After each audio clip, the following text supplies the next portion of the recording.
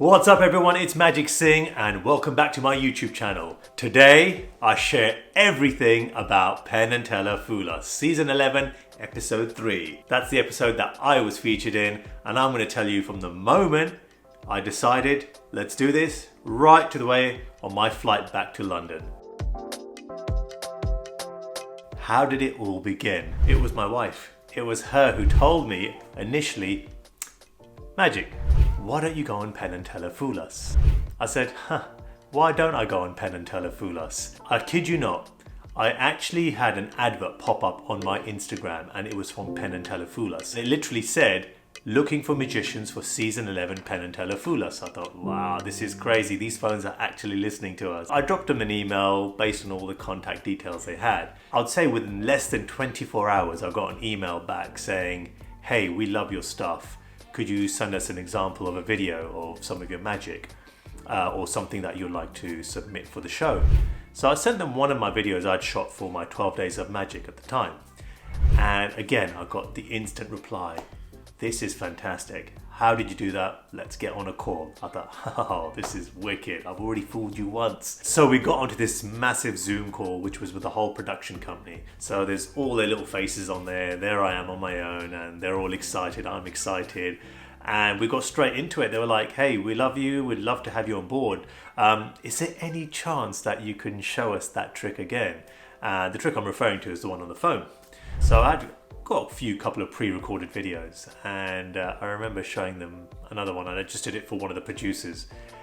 And again, I blew his mind. He was like, how are you doing this? Of course, they had to know how it was done as part of the production side of things, and they wanted to know how we could make it even bigger and how we could dress it all up. So they threw a few ideas back at me, and I thought that's a pretty cool idea. Got to work with it and work with a few guys. There was one guy in particular, Matt Daniel Baker, a fantastic magician, a wonderful human being, and a really good friend of mine.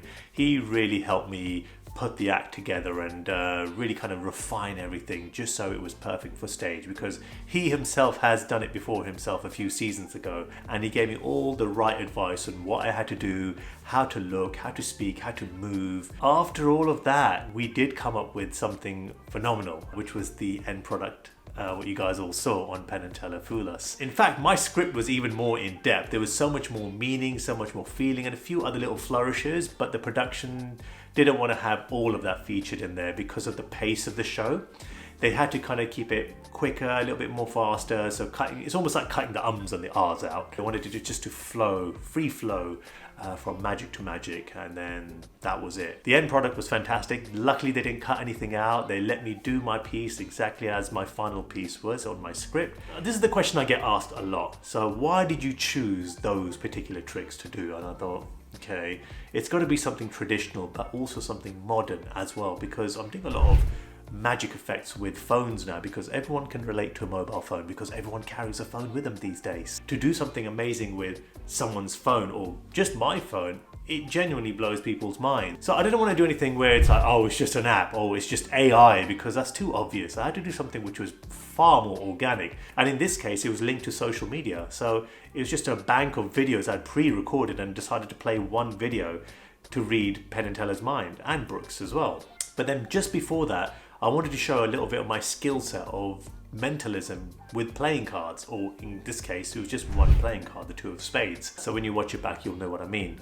So I preloaded the Two of Spades into the envelope, into my wallet, and that was it. And I had to do what I had to do in order for them to get to the Two of Spades, which was absolutely perfect. And Teller was brilliant, where he played along and doing his demonstrations of that Two of Spades or spades.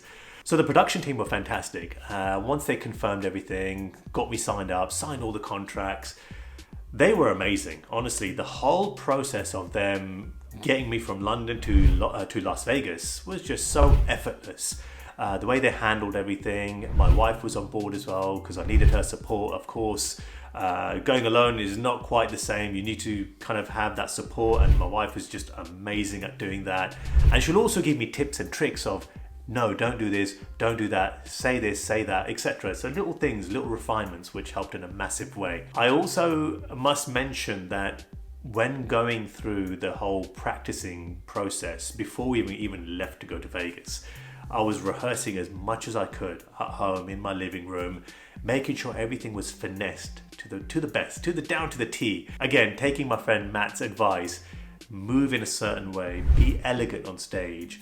All these little things of how I turn my head, how I turn my body, how I pick a certain object up, how I take the wallet out of my pocket. So every movement I had done based on Matt's advice was all done purposely and was done in a way which would match my personality and aura, if you like. Another piece of advice my good friend gave me, and my wife also as well, said, make sure you look super sharp, because the moment you walk onto that stage, you want people to be in awe of you.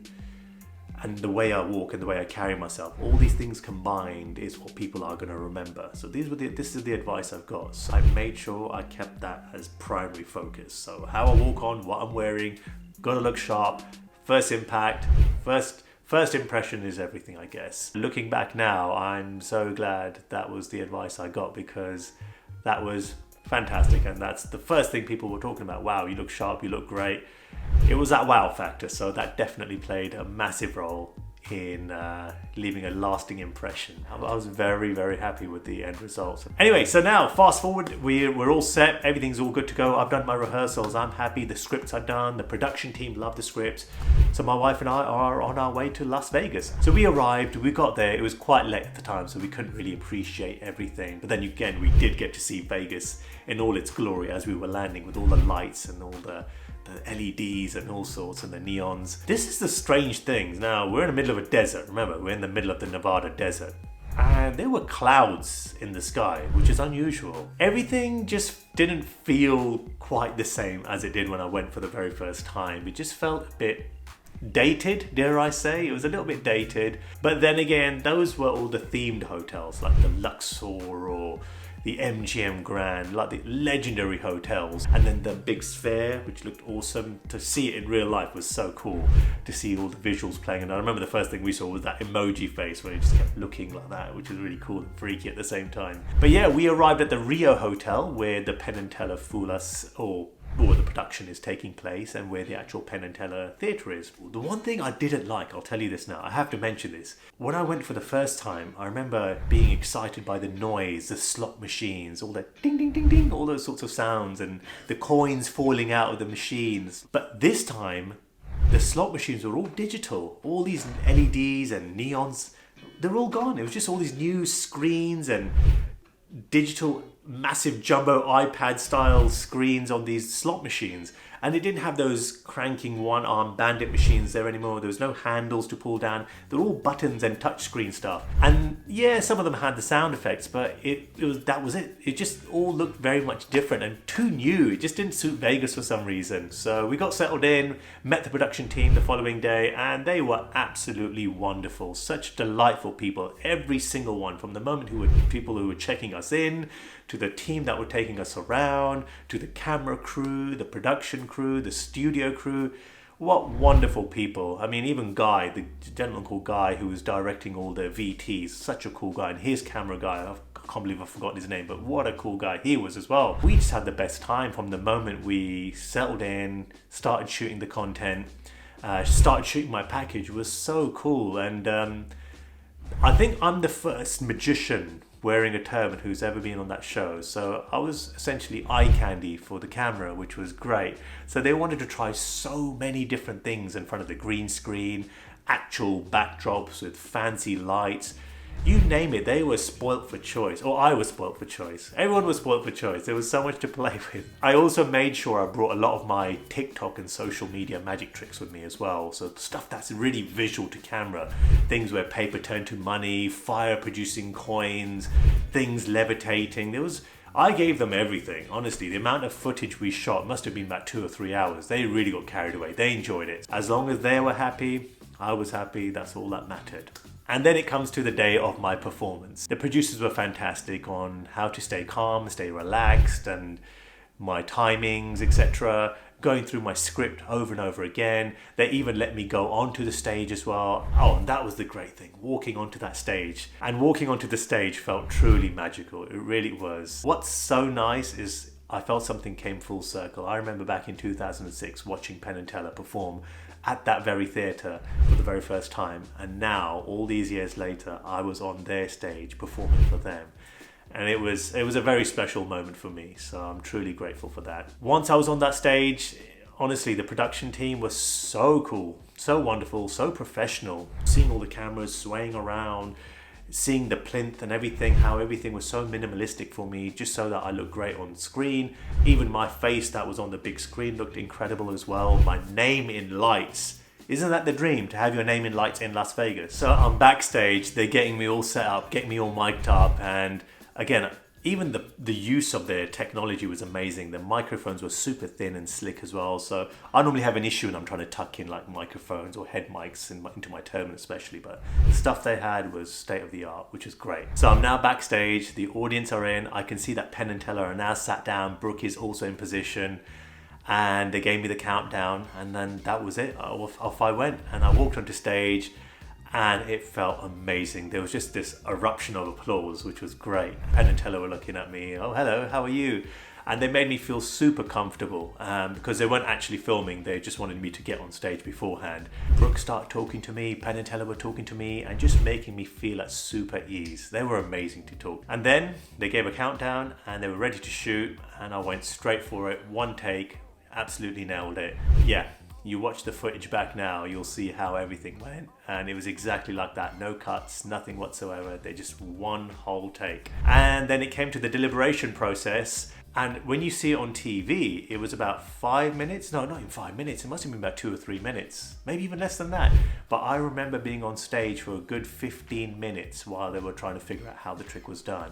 And there was Brooke just making conversation with me. And it was quite cool because I was making a bit of conversation with the audience as well. So by that point, I was very relaxed. The nerves were completely gone now. My performance was done. But I was now starting to get nervous when Penn and Teller had to give their deliberation. They gave their deliberation. They said what they thought. And of course, they're the legends of magic. They know their stuff. They've seen a lot of stuff. It was a magical moment. And at this point, I didn't care that I didn't fool them because I genuinely had the best time on that stage. I felt powerful. I felt amazing. Everyone enjoyed themselves. Everyone enjoyed the performance. Everyone was mesmerized by the magic, and that's all that mattered. And I remember seeing my wife, hugging her, and I was just like, oh my God, what just happened? Walked off, went backstage and started having my mics removed. And then all of a sudden, Teller walks in. That's right, the one who doesn't talk. Teller walks in. And he opens his mouth. This is the first time I've seen him speak. They literally had to stop the production. I kid you not. I'm the first contestant on, and they stopped the production because Teller left the panel to come backstage just to meet me and tell me how much he enjoyed my performance. What an amazing thing. What an amazing feeling that was. There was a few moments there because number one, he's come up to me, he stopped the production, he's talking, he's actually talking and just telling me how much he enjoyed my performance, how well I looked on stage, how graceful I was, and he was just truly grateful for me to be on the show and just kept singing my praises. I genuinely can't remember. I wish I'd filmed that moment, but he goes, come on, let's have a picture together. I'm like, really? Yeah, let's do this. So we had an awesome picture together and I'll cherish that forever. And that was it. And then wrapped up, head back to the room and just unwound. I thought, right, let's get changed. We need to celebrate. Let's go get some food. And I had a lovely friend, Melissa, who was with us as well. We went to the Venetian Hotel to have some food. We went to this little speakeasy. One of the production members told us to go to this pizza place. I don't think it's even got a name. That's how secret it is. But they need to tell people about it because the pizza, I think it's one of the best pizzas we've ever eaten. My wife was like, this is the best pizza. I'm like, yeah, I agree with you. This is too good. Then we had a little roam around the Venetian Hotel and then just went back and just try to let it all digest and sink in of what happened. And the next day, I think, was the day to go back, but they extended our trip because they wanted to shoot some more B-roll. And guess where it was? On top of the Rio Hotel. Honestly, this is an experience that most people will never get a chance to ever experience. On the top of the hotel, in the evening, with the beautiful Vegas skyline, there I am doing some cool hero shots of me looking slick, looking sharp, doing some cool flourishes with my magic. And the cool thing was they got my wife involved as well. We looked wicked together, I have to admit, and you'll see that on the VT as well, how cool that was. And we got some really cool pictures there. And just that moment, just to have that silence of just looking at the Vegas skyline and thinking, wow, look what's happened. been on a TV show in Vegas. Here I am on top of the Rio Hotel looking at the skyline all these years later. It was a magical experience, honestly, and I will never forget that. If you're a magician and you're considering it, I say definitely do it, because not only will you have fun, you'll have the best experience with the whole production team, and Vegas, well, Vegas is Vegas. Thank you so much for watching, and thank you so much for being on this journey with me. I really hope you've enjoyed it. There's so much more to come, so many more exciting projects I can't wait to share with all of you. So make sure you subscribe to my channel and keep an eye out for the latest and greatest. Take care, and I'll see you on the next one. Bye bye.